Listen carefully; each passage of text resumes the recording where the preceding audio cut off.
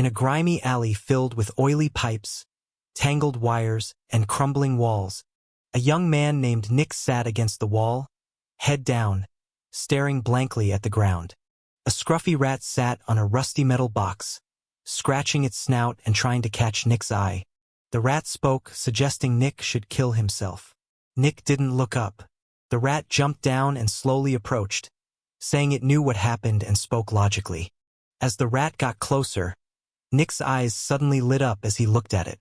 Startled, the rat stood on its hind legs and backed away, assuring Nick it meant no harm and was just a rat, unable to hurt someone who passed the Zephyx Extractor exam. Nick looked back down. The rat circled him, acknowledging Nick's hard work over 4 years, his daily training, the terrible acts to avoid the blood tax, and his success in securing a spot in the Zephyx Extractor exam for Ghosty's lab.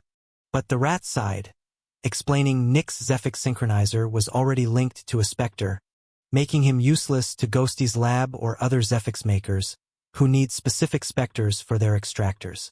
The rat pointed out Nick's lack of education, contacts, housing, memories before age 10, and refusal to join gangs or pay fees, highlighting he had no way out. It asked what Nick's plan was and if he wanted to keep living like this. The rat expressed sorrow for Nick's daily pain and urged him to stop. As it moved closer, several pairs of eyes appeared behind dark sewer grates, watching excitedly but staying back to avoid scaring Nick. The rat gently urged Nick to lie down and promised no harm as it reached out a claw to touch his leg. Suddenly, a strong fist smashed the rat into a bloody mess. The other rats fled into the sewer. Silence fell. The fist opened, picked up the crushed rat, and placed it into a dirty old brown sack. Nick straightened up, took a deep breath, and said the situation sucked. His voice deeper than usual, but a small smile appeared as he lifted the sack, noting at least dinner was secured. Nick's eyes narrowed as he stood and glared toward an alley exit where a muscular man in a black coat and hat appeared, wearing a mysterious smirk. Nick asked sharply what he wanted, suspecting trouble.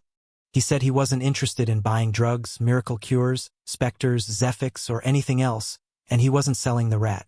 The man laughed, denying he wanted the rat. Nick eyed him warily and scolded him for entering without permission, calling the alley his home. The man looked around confused before spotting a small shack made of rusty scrap metal. He sighed, took off his black hat to reveal a handsome face marked by faint wrinkles and gray hairs, and chuckled. The man said he was a scholar studying Specters and the powers they give humans. Nick shouted again that he wasn't buying anything. The man sighed and said he was a consultant for many Zephyx makers, including Ghosty's lab. He raised his right index finger, and a swirling ball of bloody metal tools appeared above it, spinning fast. Nick's jaw dropped and his eyes widened in shock as he asked if the man was a Zephyx Extractor. The man chuckled and said he used to be a Zephyx Extractor but was now just a researcher. Nick stared in wonder, realizing the man's true identity. He swallowed nervously and asked what the man wanted to sell. The man snorted, clarifying he wasn't there to sell anything but came because a friend at Ghosty's lab had reached out, curious about Nick's powers and their Specter origin. Nick grew nervous, suspecting something sinister.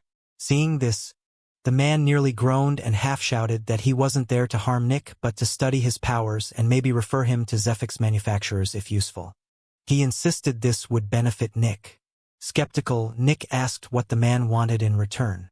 The man asked if Nick had anything that might interest him. Nick struggled to answer but warned that nothing is truly free and offers of free help usually have hidden costs. The man sighed in frustration, then suddenly appeared before Nick and struck his head, knocking him out with a loud bang. As Nick fell, the man shouted that accepting help shouldn't be so hard. After a moment of silence, the man sighed deeply, summoned the swirling ball of bloody metal tools again, and said he would now examine Nick's powers. 2 years later, at 2 a.m. in Crimson Fungus City, a young man named Nick walked through grimy, uneven streets lined with rusty pipes and jagged rocks. Despite the hour, the sun hung fixed in the sky, casting a muted orange-yellow light over the city. The citizens considered this nighttime, following a tradition from their ancestors, though the sun never set. As Nick walked, a grate beneath him cracked, and he began to fall but quickly grabbed nearby grates and pulled himself up. He looked around and saw a small group of thin people sitting by the roadside. Nick asked where he could find a large sheet of metal. The group, intimidated by Nick's muscular 180 centimeters frame, responded with suspicion. An older woman demanded to know what he wanted. Nick explained he needed metal to fix the hole in the grate he'd fallen through, since others might not be strong enough to save themselves. The woman doubted his concern for others, but Nick insisted he felt responsible since he caused the damage. The group exchanged looks before the woman pointed to a nearby ruined house, explaining its occupant had said it 2 days ago, a euphemism for suicide. Nick nodded, thanked them, and approached the house. After searching, he found a 2-meter-wide metal plate welded tightly to the structure. He struck the plate several times, denting it and finally breaking it free with heavy bangs. The group watched in shock, amazed at the strength needed to dent and remove the metal plate. Nick struggled to drag the plate across the street, puzzling onlookers who found it odd he could damage the metal but had trouble carrying it. He placed the plate over the great hole, tested it by jumping on it, and nodded in satisfaction when it held firm. He waved to the group as he continued walking. Moments later, one of the younger group members recognized Nick as the weird guy at the marketplace, confirming his growing reputation. One person in the group hesitated, asking if the weird guy was the one who just sat all day with a sign. Another confirmed, saying the man looked smaller when sitting. The others raised their eyebrows and glanced again at the rundown house, realizing how he could be strong enough to break the metal plate. Someone asked if he had an attuned Zephyx synchronizer, and the others nodded, pointing to his sign as proof. An older woman looked at the metal sheet in the street and said if others followed his example and fixed what they broke, the dregs wouldn't be so bad. Nick kept walking and soon reached a large plaza, where the stone pavement and cleaner walls stood out from the streets. A few merchants around wagons showed their goods. Only the poorest and richest sold at night, the poor to avoid competition, the rich because they could afford to keep shops open all the time. Most shops ran from 6 a.m. to 10 p.m. Nick crossed the plaza until he reached the widest road in the Dregs, leading to one of Crimson Fungus City's exits. At the intersection, he stepped aside, sat down, unrolled a piece of cardboard on a metal rod he'd brought, raised his new sign, and waited. Nick held his sign, watching people emerge from their rundown homes. More than half were malnourished. The rest were thin, with only the richest merchants showing any fat. Nick knew this was the most dangerous day of the month, the day everyone feared. Still, he kept holding the sign, remembering that Albert, his mentor, told him to stay visible to find work as a Zephyx Extractor. Albert had been a powerful extractor who met Nick 2 years ago and, seeing his potential, mentored him for months before leaving a year ago, promising Nick that someone interested in Zephyx Extractors would soon appear. Many passed by, casting judging looks but doing nothing. Some looked scared and nervous. Others seemed calm and wore small pins with 2 crossed spears, the symbol of the insurance gang, a powerful underground group controlling the Dregs. These pins showed who had paid the gang to handle things today. Suddenly, a blond man was punched, and 3 attackers jumped him. He curled into a ball, clutching something tightly. The 3 kept hitting him but avoided breaking bones. One demanded his credits, but the man refused to give them up, even as his hair was pulled. Frustrated, the attackers exchanged looks before one slammed the man's head into the pavement, knocking him out but not injuring him. Another man grabbed a small stack of paper notes from the blond man's hands, counted them, and nodded to his friends. One attacker broke down in tears, hugged his friends, and bowed repeatedly in thanks. Then he ran into the arms of a crying woman nearby. Kneeling, he called 2 young girls, no older than 8, who came from behind the woman and hugged him. He told them he had enough. Few watched. Most ignored the scene, treating the unconscious man like trash. Nick watched but didn't intervene, believing it was pointless since money was scarce and everyone had to look out for themselves. As time passed, more attacks happened, but Nick stayed put. Around 2 p.m., the marketplace grew silent and crowded. No one bought or sold anything. Everyone waited for the same event. 2 minutes later, a loud swarm of insects approached from a street leading to the marketplace.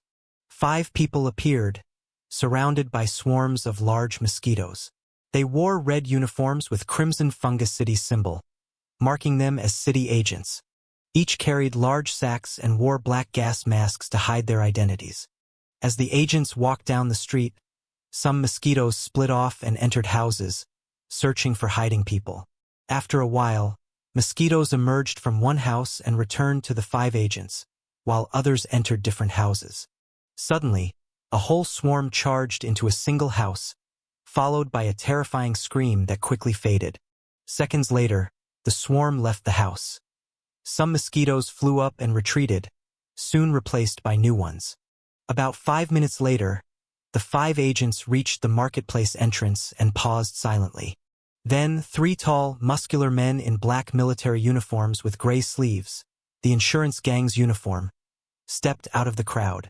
The insurance gang leader greeted them politely. One city agent extended a hand, and the leader produced a suitcase filled with stacks of paper credits. The agent counted the money, saying 474. The leader corrected him to 482 and asked for a recount. The agent repeated 474. After a brief silence, the leader signaled his companion, who quickly added a few more bills. The agent recounted and confirmed 482, and the leader nodded. The 3 insurance gang members then stepped aside. The leader called for those with black pins to come forward one by one and warned them not to cheat. All wearing black pins passed before the insurance gang, who inspected them and collected the pins. In total, 479 people passed, and the 3 men followed, making 482. 4 of the 5 city agents moved to a less crowded marketplace area and ordered everyone to come forward individually, while the 5th stayed back to prevent anyone from sneaking by. People stepped forward, handing over stacks of credits. Nick stood, moved through the crowd, handed his stack to a masked agent, then walked past like anyone else. After several minutes, about 800 people remained in the marketplace. When no one else stepped forward, the 5th agent announced a last call, warning those who didn't come would be seen as unable to pay. No one moved. The agent told the crowd not to make sudden moves or show aggression, explaining the mosquitoes were minions of the blood mosquito Specter and wouldn't drink more than owed. The buzzing grew louder as mosquitoes spread through the crowd, sucking blood from the people. When mosquitoes filled up, they flew away and were replaced by new ones. People cried, hyperventilated, gritted their teeth, prayed, or had grown used to the ordeal. After about 2 minutes, all mosquitoes returned to the 5 masked agents. The crowd was thinner and paler. The mosquitoes then entered all marketplace houses to ensure no one was hiding. Finally, the 5 agents turned and left, walking down another street. The event was over. This scene repeated monthly on the last day. Every citizen of Crimson Fungus City had to pay a 100 credit tax to the city. Payment had to be full. Partial payments weren't allowed. Those who paid nothing faced payment in blood. Once a month, groups with large swarms of big mosquitoes patrolled the Dregs. Citizens unable to pay taxes were swarmed by mosquitoes that collected 2 liters of blood from adults or 1 liter from children under 14. Children under 14 paid half the credits. Kids under 6 were exempt. Losing 2 liters of blood wasn't fatal, and mosquitoes avoided harming people, but recovery took 6 to 8 weeks. Failing to pay the tax again the next month could be dangerous. Most Dregs residents found earning 100 credits in 1 month nearly impossible but manageable over 2 months. About half the population alternated between paying with blood and credits. Many tried to resist paying taxes, but all ended as bloodless corpses. Mosquitoes were the real enforcers. Tax collectors handled money and kept order. If they wished, mosquitoes could kill everyone in the Dregs within 10 minutes with a population over 2,000. Mosquitoes weren't individually strong but numbered in the millions, each bigger than a giant hornet. About 100 mosquitoes accompanied each tax collector, but millions could appear if needed. These mosquitoes served the blood mosquito Specter, a powerful entity. 2 years earlier, Nick spoke with a rat minion of another Specter called the Parasite. Some Specters controlled animals or created minions sharing their senses and could act through them. Most Specters opposed humanity, but some helped it. The blood mosquito was helpful. The Parasite was not. The blood mosquito gained power by consuming human blood. It sent isolated mosquitoes to gather blood from sleeping people but avoided excess to prevent detection by the powerful Zephyx manufacturers. The Zephyx manufacturers would destroy it if provoked. Instead, the blood mosquito chose to help humanity, and Crimson Fungus City was ideal. Crimson Fungus City was named after the strongest Specter held in the top Zephyx manufacturer, the Crimson Fungus. Unlike most powerful Specters, the Crimson Fungus lacked intelligence. It was a massive fungus inside a containment unit. Like the blood mosquito, it gained power by absorbing human blood but produced electricity and, most importantly, Zephyx. Zephyx could be converted into electricity, heat, movement, and other energy forms with great efficiency. It also boosted Zephyx Extractor's powers and was used to create powerful weapons against Specters. The Crimson Fungus was why the blood mosquito chose Crimson Fungus City. The blood mosquito helped the Zephyx manufacturer collect blood and kept a portion in return. The rest of the blood was sprinkled on the Crimson Fungus, which then produced Zephyx. Zephyx Extractors gathered the Zephyx and kept a small share as payment. The Zephyx manufacturer used the harvested Zephyx to grow their company or sell it to other cities. To expand and increase profits, the Zephyx manufacturer needed stronger Specters, requiring more powerful Zephyx Extractors. This ambition was what Nick aimed for. Becoming a Zephyx Extractor meant power and a better life. Nick wanted to escape the Dregs and improve his situation. After the tax collectors left, the marketplace returned to normal. Most felt relief or acceptance despite losing 2 liters of blood that day. But they couldn't rest. They had to work and earn money to avoid paying with blood again next month. Nick went back to his usual spot and held up his sign again. He trusted Albert and believed he wouldn't advise him to stand out without a reason. Sadly, no one important came to Nick, and hunger soon forced him to go home. Nick no longer lived in a small metal cube but in a rusty metal house. The house became available after a wealthy man died, leaving it to his 11-year-old son. Gangs tried to take the house from the boy, but Nick stepped in to protect him and his inheritance. In return, Nick was allowed to use their money for food and taxes. The boy had no choice but to agree. After several fights, the gangs decided the trouble wasn't worth it. Normally, they'd send many men to beat Nick, but his active Zephyx synchronizer kept them away. No serious injuries or deaths had happened yet, but things could escalate quickly. The gangs thought they could beat Nick but didn't want to pay the cost. The house was only slightly above average, and the boys claim limited aggression. Organized criminals knew it's easier to lead willing, content followers than scared ones. This also explained why the insurance gang leader paid the tax difference out of pocket. Some members had stolen from collected taxes, triggering an internal investigation. If the leader had just handed over the culprits, the gang's trust would drop, losing 30% of customers next month. The insurance gang charged 10% of taxes as a protection and processing fee, so adults paid 10 credits to protect their 100 credits. With about 480 customers, that totaled 4,800 credits. Even after the leader paid 800 credits himself, the gang still profited 4,000 credits. Refusing to cover the 800 credits might save that now but risk losing 1,500 credits in monthly future profits. Though criminals in the Dregs, keeping customers happy was key. Fighting someone protecting a vulnerable child wasn't worth it. While Nick gained a nice home and stability, he destroyed any chance of working for the gangs. For 2 weeks, Nick kept going to the marketplace, waiting with his sign raised. One seemingly normal day, a young, tall man with light brown, messy but clean hair approached him. His torn but clean brown shirt and pants suggested he was faking poverty. Though Nick, raised in the Dregs, saw through the disguise. The man smiled warmly but seemed nervous. He asked if Nick was a Zephyx Extractor after seeing his sign. Nick said he passed Ghosty's lab entrance exam but never worked there because his Zephyx synchronizer was already attuned. A small spark appeared in the man's eyes upon hearing this. The man hesitated, trying to learn more about Nick without seeming suspicious. Nick asked if he knew Albert. The man's eyes briefly widened before he awkwardly said many people were named Albert. Nick, doubtful, described Albert as having black and gray hair and summoning floating objects, prompting the man to add Albert like tools. Nick smiled brightly and stood up, making the man step back. Nick said Albert told him someone would come with a job soon and guessed the man was that person. The man got excited but then suspicious, admitting he knew Albert but doubted he had the funds to hire Nick, also revealing he lived in the Dregs.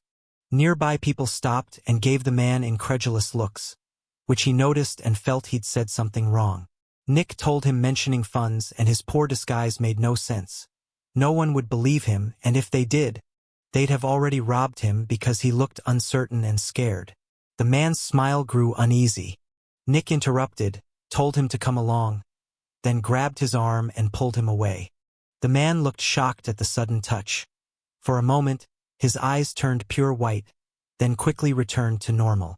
He'd never seen anyone grab a stranger and pull them away like that. The man freed his arm, insisting he could walk alone. Nick just gestured ahead and told him to come. The man wiped where Nick touched him with a handkerchief and followed. After a few minutes, they reached Nick's temporary home. The man hesitated, took a deep breath, and entered. Inside, he grew visibly uncomfortable seeing dirt everywhere and holes in the walls, some sharp enough to cause injury. Nick called from another room for him to come over. The man found Nick sitting on the floor in a larger, empty room. He looked at the space in front of Nick and asked if he should sit. Nick rolled his eyes and told him to sit. The man took a deep breath and sat. He asked if there was anything to drink. Nick pointed to a water barrel behind him. The man then asked about a glass or mug. Nick blinked slowly and asked what that was. The man used his hands to show it was a small container for liquids. Nick deadpanned, told him to just drink. The man, uncomfortable, declined, saying he wasn't thirsty. After a pause, the man introduced himself as Winter and offered his hand for a handshake. Nick eyed the hand and asked what he wanted. Winter said it was for an introduction. Nick frowned but reached out, grabbed Winter's fingers, looked him in the eyes, and said his name was Nick. Winter smiled awkwardly and shook Nick's hand. When he asked Nick to let go, Nick frowned but complied. Winter apologized, saying he still needed to get used to how people acted down here. Nick guessed Winter was from the inner city because he said, "Down here." Crimson Fungus City had two parts. The inner city, surrounding a huge hyperbolic pyramid of reflective metal, and the outer city, including the Dregs, the poorest outskirts. Nick had only met two people from the inner city, Albert and Winter. Nick asked if Winter was from there. Winter confirmed he was from the lower levels and it was his first time in the Dregs. Nick noticed his discomfort. Nick asked why Winter was here. Winter pulled papers from a sack and asked Nick to sign first. Nick read the first sheet and stumbled on non-disclosure agreement. Winter was shocked and asked if Nick couldn't read. Nick said he could but was out of practice. Winter explained the agreement banned Nick from sharing any info or the city would come after him. Nick struggled to understand the dense legal text on his own. After 2 hours and many questions, Nick finished reading. Winter offered to read it aloud, but Nick declined. Nick awkwardly signed the document after more instructions. Winter sighed in relief and reminded Nick everything discussed was now confidential. Nick nodded. Winter introduced himself as Winter Melfian, third heir to the Melfian family. Nick blinked in surprise but stayed silent. Winter added his father was on Kugelblitz's board. Nick blinked again, unsure how to respond. Winter ruffled his hair, explaining his father partly ran the city, owning 20% of Kugelblitz, the Zephyx manufacturer behind the Crimson Fungus. Nick showed mild surprise. Winter said it wasn't important. What mattered was his father expected heirs to build their own Zephyx companies to earn at least 0.05% of Kugelblitz. Otherwise, no family resources. Nick guessed 0.05% was 1,000 credits. Winter laughed and corrected him. It was closer to 50 million credits. Nick's eyes widened at the sum and that Winter's father owned 20% of the company. Winter smirked and said, unlike his siblings, he refused to be exploited by inner-city Zephyx manufacturers and came to the Dregs, where competition was scarce. He needed a Zephyx Extractor to start but lacked a Specter, so he needed someone with a Zephyx synchronizer. Albert told Winter to find such a person in the Dregs central marketplace, which is why they were here. Winter's anxiety vanished, replaced by confidence and charisma. He offered Nick the chief Zephyx Extractor role. Nick accepted immediately. Winter blinked, then asked if Nick wanted details on the job, salary, or duties. Nick asked if it was worse than his current situation. Winter looked around the broken, dirty home, noting it was one of the bigger houses but still in terrible shape. He warned Nick the death risk was high because the job involved dealing with Specters. Nick nodded, thinking it just meant fighting some Specters. Winter frowned and asked if Nick even knew what a Specter was. Nick said casually they were powerful animals or humans with abilities and assumed he could kill them by punching. Winter sighed, saying that was true for some Specters but not most. He asked if Nick knew what Zephyx was. Nick confidently said it was stuff obtained from Specters. Winter pressed on, asking what Zephyx really was, but Nick could only guess it was energy. Winter snorted, calling that a cop-out, and introduced prefix, spelled PREPHYX, not prefix. He explained it was an invisible energy force worldwide, detectable only by advanced gear and powerful extractors, holding an incredible amount of stored energy. Winter said humans couldn't access prefix in the air because they lacked the means to use its energy. When prefix reached a certain density, it could form a Specter, an entity that transforms prefix into usable Zephyx. He clarified Specters aren't necessarily alive or intelligent, and each one is unique with no duplicates. Specters usually appear in 3 forms, though there are exceptions. He described the first, a force Specter, an energy being, intelligent or not. For example, the fog was a formless cloud mimicking fog, unintelligent and driven by basic instinct, wandering the city and engulfing people who then wandered aimlessly until they starved to death. Winter said the fog couldn't be felt, punched, or escaped. Only strong Zephyx extractors with Zephyx gear could survive it. Nick asked if the fog was still around. Winter laughed bitterly and reminded him that when prefix is dense enough, a Specter can appear. He explained the fog was hard to contain and consumed about 1 person every month. It was a level 2 Specter, stronger than common ones but only took 1 life monthly. If killed, its energy would disperse, quickly spawning several level 1 Specters that would likely cause more deaths. Nick shouted if they could store all the Zephyx from the fog after killing it. Winter nodded but said it changed nothing. Whether stored or dispersed, more level 1 Specters would still appear. Killing a Specter always led to more weaker Specters. Nick looked worried, realizing they couldn't eradicate them. Winter noticed and reassured him it wasn't hopeless. He said humanity's ultimate plan was to contain every Specter without killing them, making them irrelevant and harmless. Nick frowned, doubting how hard that would be given the number of Specters. Winter said numbers weren't the problem. The Specter's power was. He reminded Nick all this info was under strict NDA and revealing it would cost him his life.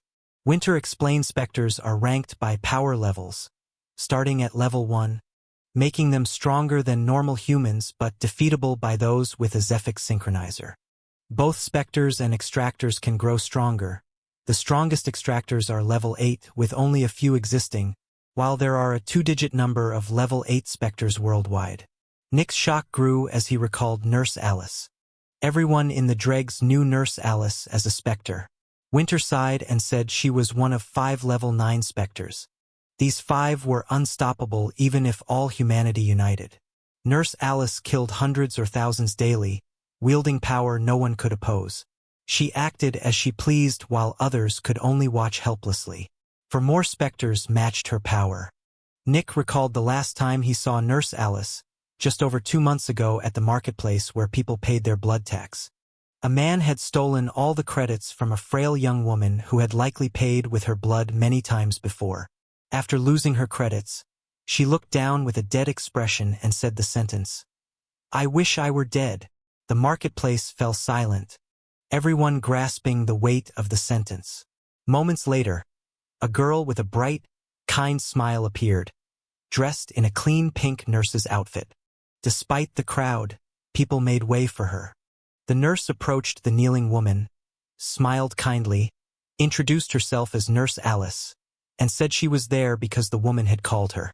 She told the woman to calm down, assuring her it would be quick and painless. The woman looked down again. Nurse Alice knelt beside her and slowly moved her right palm over the woman's eyes, as if closing a corpse's eyes. When she finished, the woman was dead. Nurse Alice gently laid her down and stood with a kind smile. Moments later, she vanished from the marketplace. Winter explained that if anyone said phrases like, "I wish I were dead," or "I want to die," Nurse Alice would appear and grant the wish by killing them, whether said seriously or in jest. Nick asked if Nurse Alice was one of the 5 level 9 Specters. Winter confirmed this, saying 3 of the level 9 Specters were unavoidable and almost everyone had met them. When Nick asked about the others, Winter named one as the Nightmare, who dwelled in darkness and influenced dark places. Nick recalled hearing whispers in dark sewer corridors, voices trying to fill him with paranoia, depression, and hatred, the Nightmare's attempts to warp his mind. He understood why many homes in the Dregs had holes in ceilings and walls to avoid darkness. Winter then asked if Nick knew the 3rd Specter. Nick shook his head. Winter pointed to a hole in the ceiling where the sun shone, revealing the sun itself was a Specter. Nick was shocked to learn the sun was one of the 5 level 9 Specters, omnipresent and lighting the whole world at once. Winter said humanity saw the sun as the most powerful Specter and the greatest barrier to freedom, and if freedom was ever to come, they would have to kill the sun, a distant goal they might never see. Nick took in this new view, realizing the vastness of the world and the Specter's immense power over humanity. Though he wanted to change the world, he knew he was just one man and resolved to live well without losing his morals. After a pause, Nick asked about the other 2 Specters. Winter described the 4th as the Maw, which forced Zephyx Extractors to fight until only one survived to leave. Nick asked if anything could be done. Winter shook his head. When Nick asked about the last Specter, Winter's face grew troubled. He said no one knew its form or location, but its existence was certain. Unlike the sun, which demanded attention, this Specter avoided being seen or known and was called Null. Winter recounted how powerful extractors who studied Null's scattered clues all died, their findings destroyed. But nothing else was harmed, only things related to Null. Nick repeated the name in shock. Winter asked why he was surprised, noting Specters had strange abilities. Nick hesitated, then said he thought he understood why Albert was so interested in him and claimed he might have seen Null before. Winter was briefly shocked but quickly grew skeptical, saying if Nick had seen Null, he'd be dead. Nick shook his head slowly, insisting he'd seen it but didn't know what it looked, smelled, tasted, sounded, or felt like. Winter blinked, confused, and asked him to explain. Nick said he had amnesia and couldn't remember anything before age 10. His earliest memory was waking up in a room in a random house in the Dregs, where he lived for a few days before some people came and threw him onto the streets. Winter looked at Nick closely and asked what made him believe he'd seen Null. Nick said his attuned Zephyx synchronizer had been active as long as he could remember. Winter asked him to demonstrate. Nick laughed helplessly, saying it was impossible to show his ability. Winter grew skeptical and asked how he was supposed to believe Nick had any ability at all. Nick explained he could only use his ability when no one was watching, letting him move 5 times faster and become much stronger. Winter rubbed his chin thoughtfully and asked if Nick could prove it somehow. Nick recalled fixing a hole in the ground by breaking part of a house and nodded. He led Winter outside to a ruined house where an iron plate was bolted to 2 sturdy beams, something no normal person could remove without tools. Nick told Winter to wait on one side while he moved to the other. With loud bangs, 2 huge dents appeared on the iron plate. Nick asked if that was proof enough as he stepped out from behind the plate. Winter still doubted, suspecting Nick might have hidden some device, but after several tests, Winter accepted that Nick was telling the truth. Back inside, Winter asked how Nick could use his ability against an opponent if it only worked when no one saw him. Nick admitted he had no idea. They resumed talking about Nick's duties and plans for Zephyx manufacturing. Winter explained the 2 remaining Specter types. 4 Specters, intangible like the fog, and physical Specters, which had physical bodies like animals, humans, plants, or objects. For example, the crimson fungus was a physical Specter that could be touched and hurt by strong force, unlike the fog. Winter also described possession Specters, which had no bodies but controlled living or non-living things. He gave the glasses as an example, a level 2 possession Specter that looked like a pair of glasses. Anyone who wore them experienced subtle reality warps leading to insanity over time. However, the glasses produced Zephyx while worn, didn't harm anyone, didn't try to escape, and were perfect for Zephyx manufacturers. Winter and Nick both wanted to get a possession Specter for their business, but finding one depended on luck and resources. They didn't have any Zephyx equipment yet, so they couldn't interact with 4 Specters, which were hard to contain because they could pass through walls. Containment required advanced units made from various Zephyx materials. Their practical option was to pursue a physical Specter, but even level 1 Specters were highly sought after by all Zephyx manufacturers, including large companies with dedicated teams searching for clues.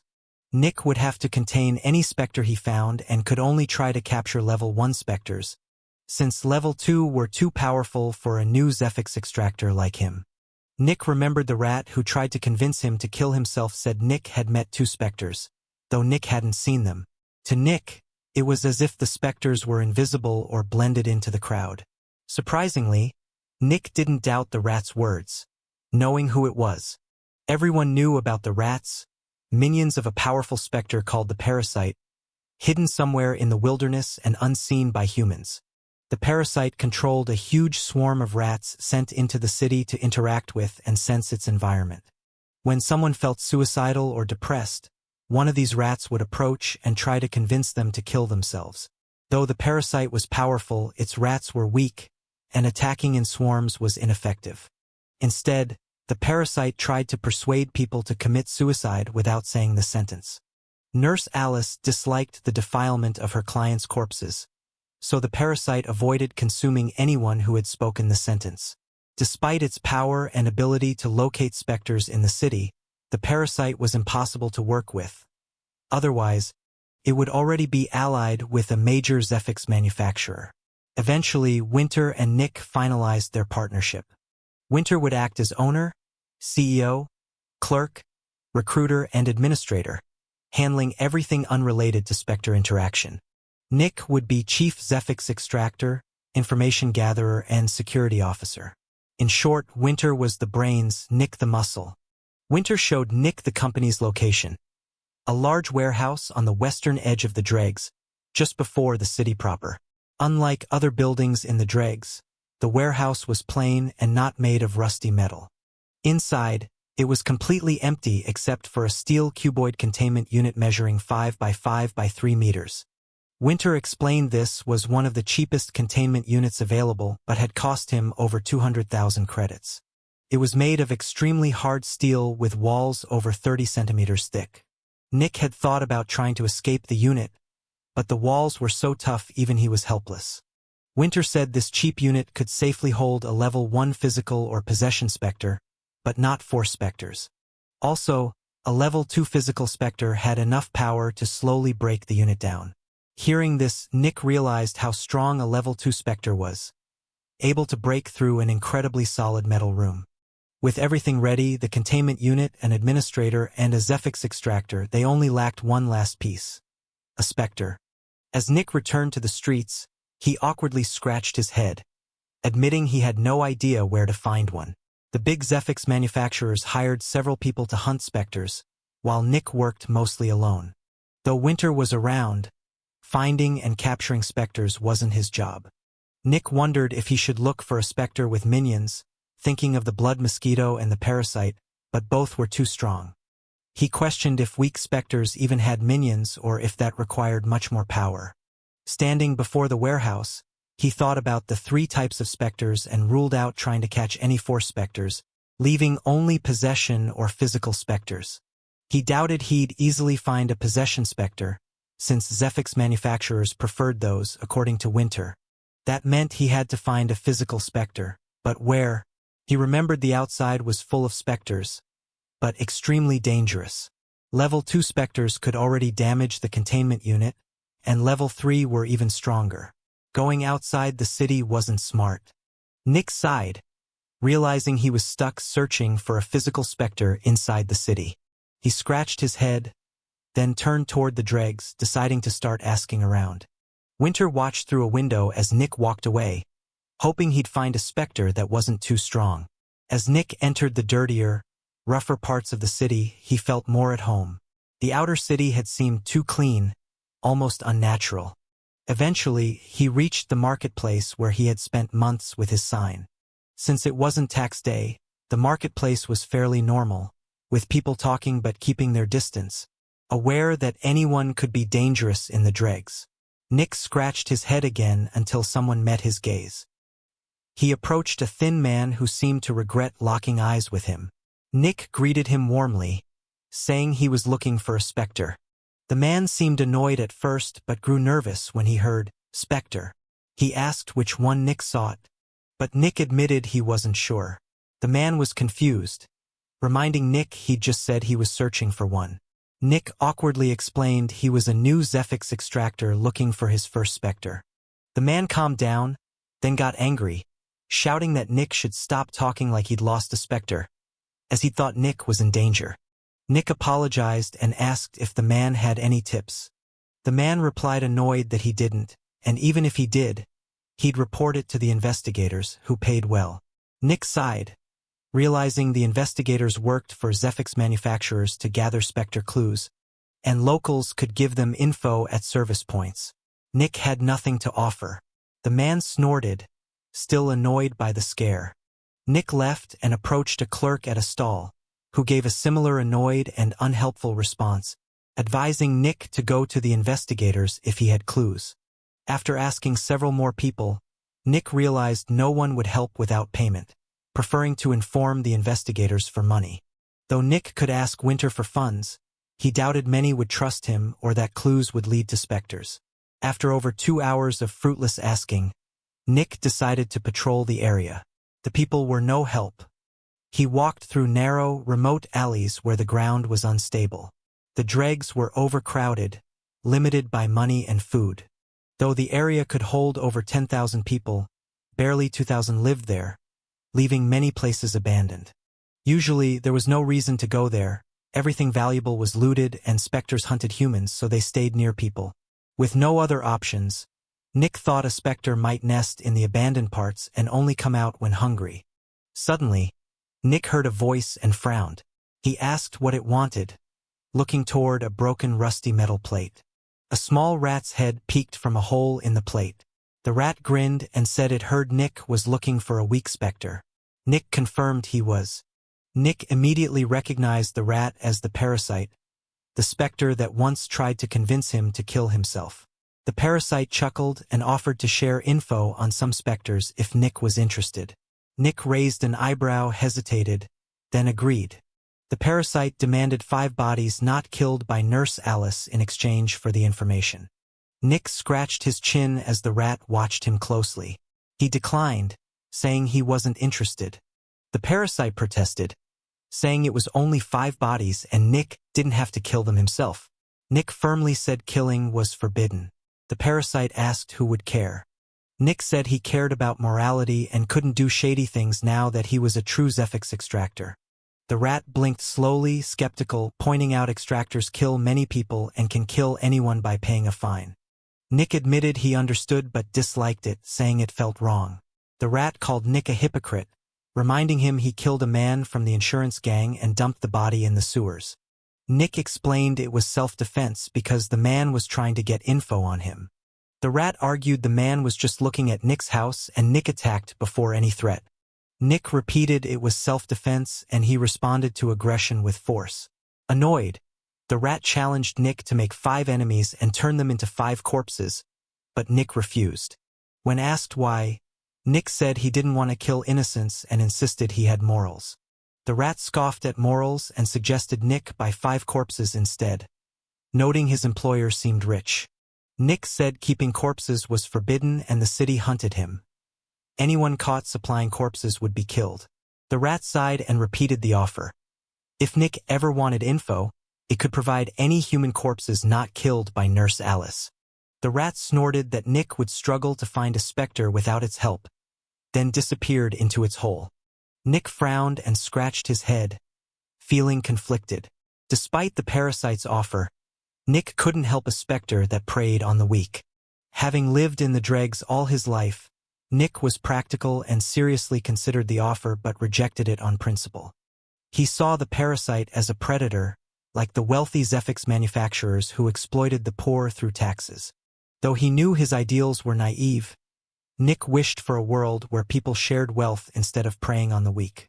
He decided to live by his own rules, targeting only those in power like gangs, not the vulnerable. Nick believed he was strong enough to stick to his morals, even if it wasn't the easy way. He glanced again at the rat's hole, feeling some regret that he could find 5 bodies unnoticed but chose not to. Nick walked through the alleys until the metal underfoot grew unstable, forcing him to stop near the city's huge wall. Silver cameras lined the top, scanning inside and outside the city. Some focused on Nick. He ignored them, turned, and left that part of the Dregs to search another abandoned area. Hours passed with no luck. Nick went home, ate and slept. The next day he resumed his search but found nothing. The following day he talked to many people but none had useful info. He also met an investigator who laughed at him, since inspectors saw Nick's quest as a joke. An unknown man from the Dregs hunting specters against powerful companies with hundreds of employees. Nick ignored the ridicule. Days passed with no progress. Despite constant rejection, Nick kept going, convinced some weak specters had to be in the city. The inspectors kept mocking him, but Nick stayed unfazed and kept asking around. After 10 days, attitudes shifted. People grew more neutral, and the inspector's mockery lessened, replaced by a grudging respect for Nick's persistence. 2 days later, a middle-aged inspector with black hair and a goatee, athletic build, stopped Nick and called him by name, noting his men had reported Nick's 2-week Specter search and that their jokes had turned to admiration for his grit. Nick nodded briefly and asked if there was anything else. The inspector chuckled at Nick's bluntness, blaming his Dregs background. Nick bristled at the tone and turned to leave. The inspector laughed softly and called after him, offering a job. Nick stopped, frowned, and turned back, questioning the job offer. The inspector confirmed it was an inspector position, praising Nick's tenacity despite no experience finding Specter clues. Nick said teaching skills was easy, but teaching grit and tenacity was not. The inspector repeated the offer to join his team and asked if Nick was interested. Nick was naturally interested, though he'd already signed a contract with Winter Melfian. Their relationship was strictly business. Nick asked if he could become a Zephyx Extractor later, noting he already had an attuned Zephyx synchronizer. The inspector noticed Nick's strong muscles for the first time and considered his status. Though Nick was a new Zephyx Extractor, the inspector noted his business had only 2 people, no Specter, and no extracted Zephyx units. Many in the Dregs had attuned synchronizers, but few became actual extractors. The inspector admitted it was rare for inspectors to become extractors, especially with attuned synchronizers, but Nick had the grit, strong body, guts, and willpower to do it. The inspector sighed, explaining the low chances of becoming an extractor through the inspector role. Nick frowned, looked down, and despite the discouraging news, was tempted to accept the offer. Nick's goal was a better future, free from financial worries and constant danger, seeking an easier, more colorful life. He knew inspectors earned less and had lower status than extractors but still offered a steady job and better living conditions than the Dregs. Nick declined, apologizing and saying he wanted to try capturing a Specter to become a true Zephyx Extractor.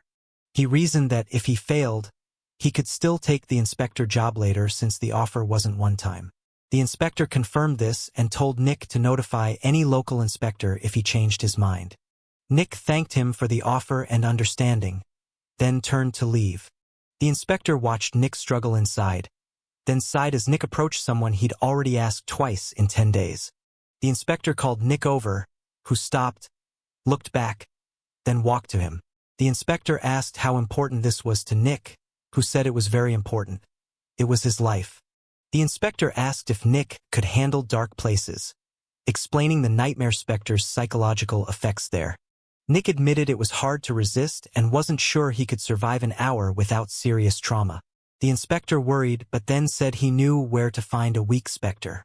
They walked into an abandoned alley, where the inspector warned Specter info was top secret, but gave Nick the location for several reasons. Sympathy for Nick's desperate search, the Specter wasn't hunted by manufacturers, and the inspector's personal disagreement with his employer's goals. The inspector explained many Specters weren't captured due to difficulty finding them, containment challenges, or huge resource demands. He cited examples like the parasite, the swallowing swamp, and Nurse Alice. The inspector pointed to the darkness beneath metal grates on the street, indicating the sewers as the Specter's location. Nick looked down at the grates, noting the sewers below were filled with dirty, foul water. Falling through a grate meant plunging about 10 meters into hazardous waste, a fall often fatal despite occasional rescues. People who fell in usually vomited violently, often swallowing more contaminated water. This increased their panic, causing frantic thrashing. They often hit rusty nails that cut them. Also, the parasite's rats often swarmed victims. Falling into the sewers was a terrifying death. Not all sewer floors had grates. Many sections had plates instead. Those unlucky might fall into darker sewer parts, where the nightmare's influence attacked them too. Nick asked if the Specter was really in the sewers. The inspector confirmed it. Nick's heart raced as he took a deep breath and asked for the exact location. The inspector asked if Nick was truly willing to jump into the sewers. Nick imagined standing before a hole, staring into the murky, dark liquid below, the stench enough to make anyone retch. The thought of jumping in was horrifying, and he hesitated. Nick realized the only advantage was no one would see him down there, letting him keep his unique ability active. This meant drowning or sharp metal injuries were less of a concern. His body grew 5 times stronger when unobserved, boosting his skin and muscle durability. Unless he slammed into a metal spike full force, he wouldn't get hurt. The rats weren't a big problem, though the parasite had many, each was valuable. They could overwhelm Nick, but he'd take many down with him, making it not worth it. So despite the sewer's filth and horror, they weren't a real threat to Nick. But 2 threats remained. The Specter itself, whatever it was, and the darkness. The sewers were barely lit, with many areas completely dark. The darker it was, the stronger the nightmare's hold. The nightmare's power affected all humans equally, no matter their strength or rank, even the strongest extractors. Only mental strength mattered. Nick would have to resist the nightmare's influence for a long time while searching for the Specter. Nick glanced aside, remembering the inspector said the Specter should be his level, a level 1 Specter. For such a Specter, someone had to enter the sewers and resist the nightmare, which Nick thought wasn't worth it. He stayed silent for a few seconds until the inspector spoke, admitting he might have misrepresented his reasons for helping Nick. While the earlier reasons still applied, their order was wrong. The inspector's main concern was the last reason. When they found such a Specter, his employer did a risk assessment, weighing dangers against potential profit. Since it was only level 1, it wasn't worth pursuing, so they planned to ignore it until it reached level 3. Nick narrowed his eyes and asked if they wanted the Specter to feed on the Dregs population until it hit level 3. The inspector looked away and said his employer was a profit-driven business. They avoided involvement when there was no profit. They weren't letting the Specter live to grow stronger on purpose. They just avoided it because it wasn't worth it. His employer wasn't responsible for the city's safety. It was a business, not a charity. Nick's expression didn't soften as he asked what would happen if the employer told the city about the Specter. The inspector hesitated but said the city might act, only if paid a large sum. Maybe one day the Specter would be profitable enough to capture. Nick understood enough. The inspector's employer was willing to let people be fed to the Specter until it grew stronger, a fact the inspector disliked. Which is why he confided in Nick. No longer hesitant, Nick declared he would do it. The inspector looked into Nick's eyes, seeing fear mixed with resolve, and took a deep breath. "It's called the Dreamer," he said.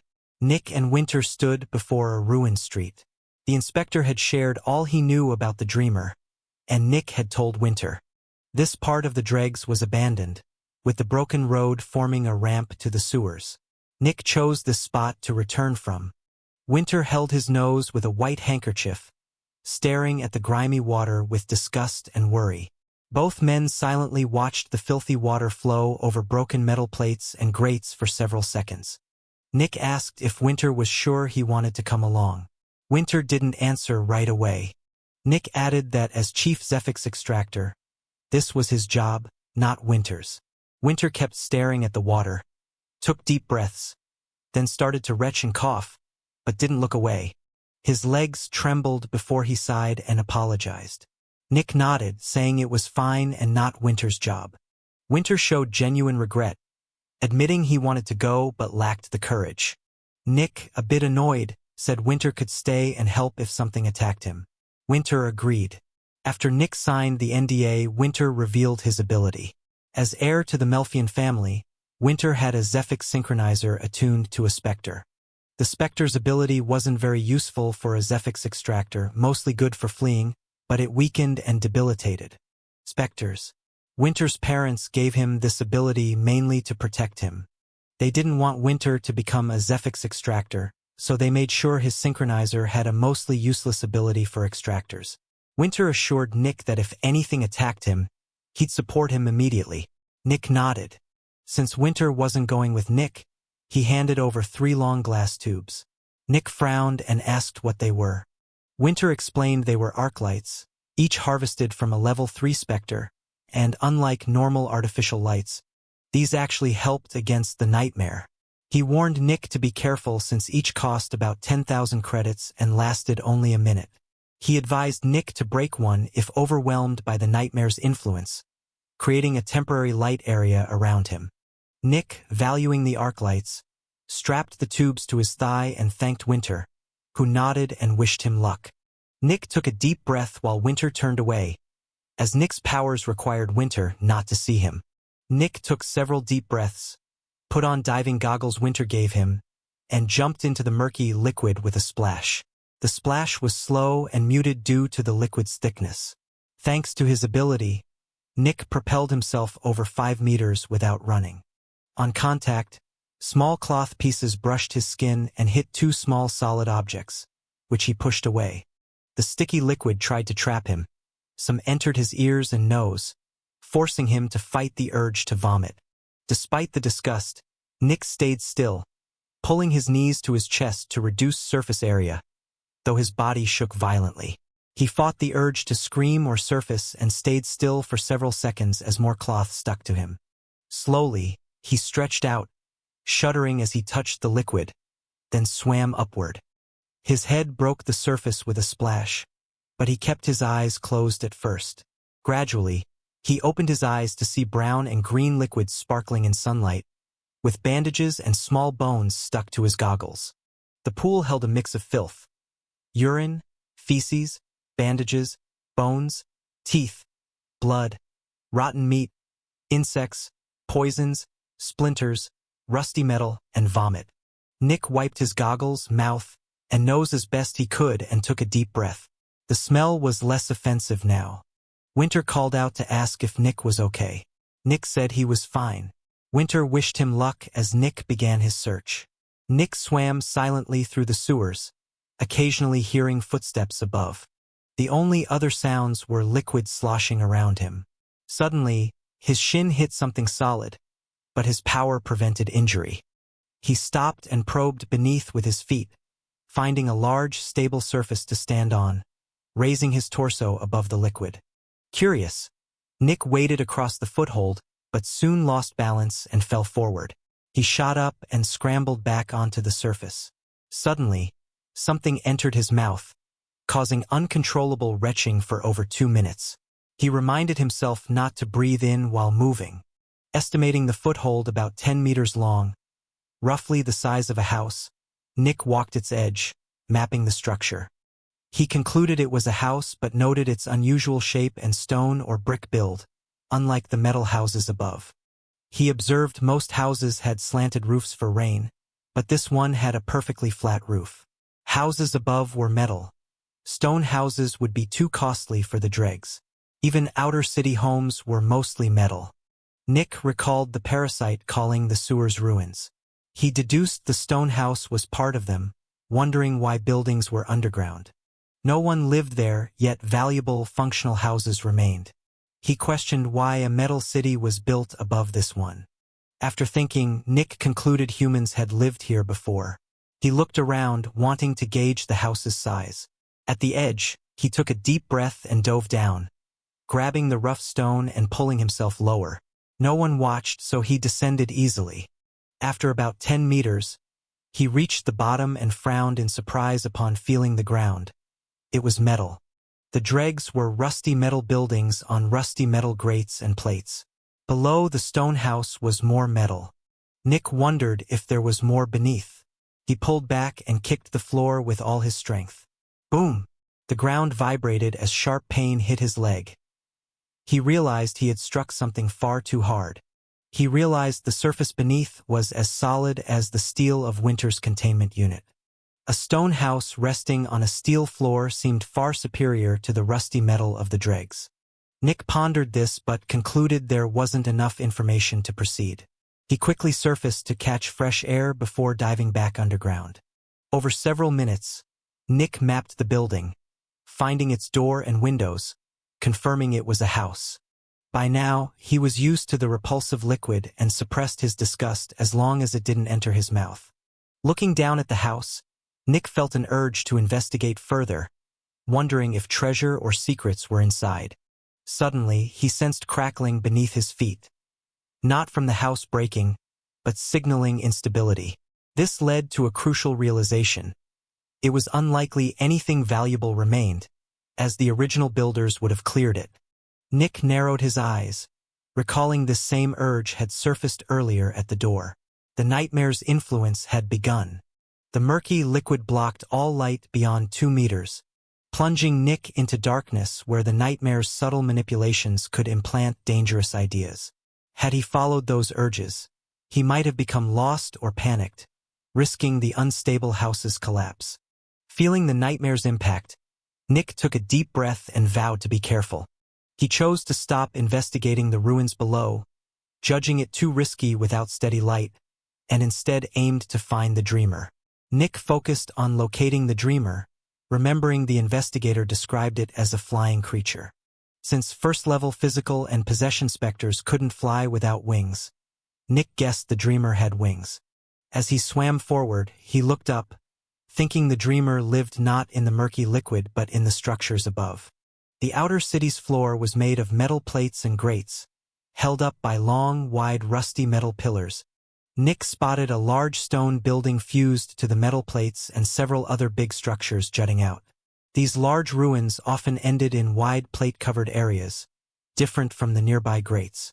Swimming through the sewers, Nick effectively followed the city's roads above. This odd order let him avoid dark areas where many buildings clustered and floors were replaced with plates to reduce the sewers. Foul smell. These plate-covered zones formed vast pockets of total darkness, over 100 meters wide. Nick knew he'd have to enter these dark zones to investigate fully, as his eyes needed to adjust to see inside. For now, he stayed on the lit streets, avoiding darkness while watching for movement above. The sewer's toxicity kept insects away. Only rats scurried across the metal grates with their claws, avoiding the liquid completely. These rats acted like pedestrians, following the roads above. Though specters weren't hunted by the nightmare, their minions were, so even the parasite's rats avoided dark places. None of the rats looked at Nick, keeping his ability effective.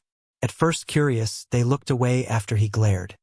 The parasite seemed to avoid provoking Nick, and Nick returned the favor, keeping an unspoken truce.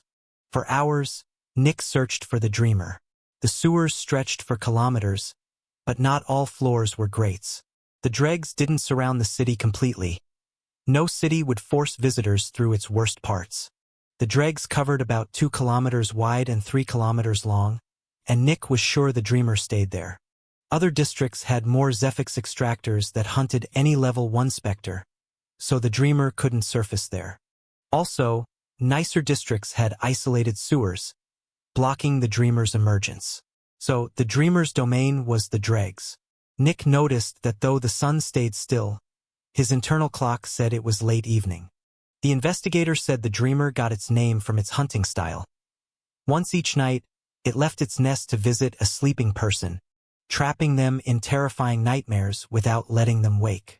The victim stayed trapped in these dreams for hours. The next day, the victim woke feeling more exhausted than before, needing a long time to recover mentally.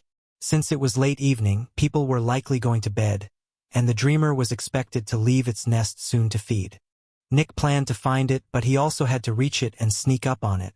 A difficult task. For now, he decided to wait. Nick moved under some grates to the ruins, grabbed the edge, and pulled himself down so only his nose and eyes showed, careful not to be seen by the dreamer during its hunt. He waited for hours submerged in the foul liquid, reflecting on how he ended up here and questioning his choices. Still, he reasoned it wasn't so bad since he was trying to improve his life, and enduring this would leave him with fewer regrets if he took the investigator job. At least he could say he swam through a pool of filth chasing his goal to become a Zephyx Extractor, and the streams of urine and feces flowing into the pool had lessened. Yet Nick hadn't seen the dreamer. He scanned below the dregs but found no sign of it flying around. Concern grew as he thought it should be midnight, with most asleep and many victims available, but the dreamer was still absent. To be sure, he waited 2 more hours, but nothing appeared. By then, Nick's skin, though toughened, began to itch from the mildly acidic liquid after over 8 hours submerged. He surfaced with a sigh, concluding the dreamer's nest must be right under its victim's home, so it didn't need to fly to feed. He noticed large dark spots around him where light from above was blocked by houses, creating shadowy squares beneath the structures. Some houses had small toilet grates letting in spots of light. Nick decided to focus on houses with toilets, mapping the layout mentally and starting from the dreg's edge. After swimming a while, he stopped before the first dark area, a shadowy space about 20 meters wide and 50 long, with 2 grates. Taking a deep breath, Nick swam toward the beam of light, constantly searching for the dreamer. He examined several pillars and a ruin rising from the pool, suspecting the dreamer might live on one of the rusty pillars since it was probably small. Suddenly, Nick's body trembled and stopped as the pillars ahead seemed to distort and merge. Moments later, a terrifying grimace with teeth appeared, glaring down at Nick with rage. His heart raced even though he knew it was an illusion, the nightmare. The terror felt real and overwhelming, like someone with a spider phobia who knows spiders are harmless but still feels intense fear. Nick sped up, desperately trying to escape, forgetting his disgust for the liquid for a moment. A dark voice, the darkest Nick had ever heard, warned he was going to die, chilling his mind. Nick kept his eyes on the safe beam of light from the toilet. The voice taunted that he'd never reach it, and Nick watched the light slowly fade. His breathing quickened, and he swallowed some liquid but needed the light desperately. He swam and swam, wondering why he hadn't reached it yet. The toilet was barely 10 meters away, but it felt like he'd been swimming for over half a minute without getting closer. An endless forest of tall, rusty spires rose from the pool around Nick, trapping him in every direction. The grimace of spires descended slowly, its expression shifting into a malicious smile as it advanced. Nick knew it was an illusion but also knew he'd die if he stayed in the darkness. The nightmare's hold worsened over time. Nick turned and swam away from the grimace, desperate to escape, but the laughter followed, closing in. He closed his eyes in terror, thinking he was about to die. Then he thought of winter and decided to use the glass tube he carried. Breaking the tube over his knee, Nick was suddenly bathed in light. The blackness turned to white, and though his eyes burned from the brightness, they quickly adjusted. The light dimmed enough for him to look around and realize he was between two toilets, though he hadn't reached the first one. Nick realized the nightmare had created more illusions to change his path, trapping him in darkness as long as he stayed within a large shadow. He understood why no one dared search for the dreamer down here. The real danger was the nightmare, not the dreamer. As the light faded, Nick prepared to move forward and shot ahead again, even as the pillars turned back into rusty spires. He pushed with all his strength until he saw something dark slowly rising from the pool ahead. In the murky water, something large surfaced briefly, like a whale's blowhole, then submerged again. Nick saw it rise again, this time heading straight for him, swimming fast. He gritted his teeth, ignoring water filling his mouth, shut his eyes tight, and kept swimming forward. The silence was absolute, broken only by his movements as he felt lost in an endless void. A child's crying voice whispered apologies. Then a small arm grabbed Nick's ankle, the kid begging for forgiveness. Soon, several arms grabbed Nick, trying to drag him down, their desperate voices echoing around him. Nick struggled but was held tight. Despite his fear, he kept swimming forward, the only hope to save himself. Suddenly, the arms pulled him under, tightening their grip and dragging him deeper. Then he felt massive teeth, nearly a meter long, clamping onto his legs, tearing flesh and causing them to bleed. Panic surged as Nick tried to swim away, but the arms pulled him back, emerging from the creature's mouth, dragging him in. A deep shadow engulfed him. He recognized another Specter, far stronger than before, and knew he faced death. Nick was pulled further into the maw, then everything stopped. For several seconds he lay still but nothing happened. Slowly, he opened his eyes and saw light above. He was beneath a toilet. Relief washed over him. He had survived. He stared at the light, safe and free from the second Specter. Suddenly, a splash in the water ahead shattered his calm. Looking down, he saw a turd floating. Someone above had just defecated. Disgust replaced his relief. Nick decided to keep searching for the dreamer. Because of the darkness, he couldn't see the whole ceiling from one spot, so he moved to small safe areas to scan it. He poked his head into the darkness while keeping his body in the light, weakening the nightmare's hold enough to observe about 100 square meters above him. To cover the entire ceiling, he had to repeat this from several spots. After surveying the ceiling, Nick prepared to swim to the next toilet, knowing the dreamer wasn't here. He took a deep breath and pushed forward. The terrors returned immediately. Nick closed his eyes as sharp pain tore through his right arm. Something bit and ripped flesh from his elbow, exposing bone. He opened his eyes to see the damage and wondered if it was real. Remembering the nightmare had also torn his legs earlier but left no marks once he reached the light. Determined, he kept swimming despite the pain. More of his body was shredded, and his mind briefly blacked out from the pain. He was dying but fighting to live, pushing forward inch by inch. Then the torment stopped again. Nick opened his eyes to find himself beneath the second toilet. Silence returned. He stared at the ceiling, realizing the nightmare's attacks had escalated, from subtle influence to illusions and direct physical pain. The creature had lost all subtlety, turning horror into pure terror. Nick's face showed fear, apprehension, relief, and anxiety. Unlike before, he wasn't happy. The pain had been excruciating. For minutes, he stayed still, unwilling to face that agony again.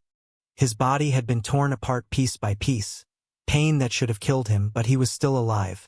He swallowed hard, filled with dread about what lay ahead.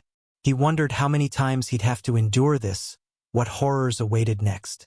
He barely managed to swim 10 meters in the darkness, and it was already this brutal. This block of houses was small. Others lacked toilets, forcing him to search ceilings while trapped in illusions. After finding the dreamer, he'd have to climb a pillar in total darkness to catch it, risking the nightmare's tricks and misdirection. Nick floated silently, staring into the darkness. He had no answers and no clear plan to find or catch the dreamer.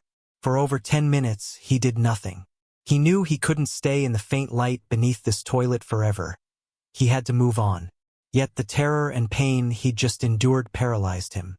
At 16, he'd never faced anything so agonizing or terrifying. This was no ordinary Specter, it was the Nightmare, one of the 5 level 9 Specters whose power was absolute. Even the strongest Zephyx Extractors couldn't endure the darkness long. The Nightmare had broken the minds of tens or hundreds of thousands, killing them without physical wounds.